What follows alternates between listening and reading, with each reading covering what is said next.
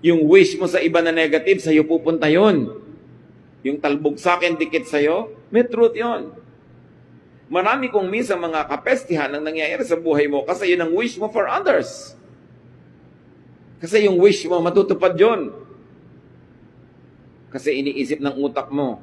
May isang hiwaga na hanggang ngayon hindi pa maarok ng mga scientists. Bakit nga ba natutupad ang iniisip ng tao? At kahit sa mga ancient myths, ancient legends, eh may mga ganyan. Yung may lalabas na genie sa bote, sabi ng genie, your wish is my desire, is my command. So magwi-wish ka, matutupad. Merong if you wish upon a star, nagwi-wish ka sa star. Nagwi-wish ka sa bulalakaw. Diba? Nagwi-wish ka kung saan-saan, sa wishing well. Bakit umuso yung mga yan?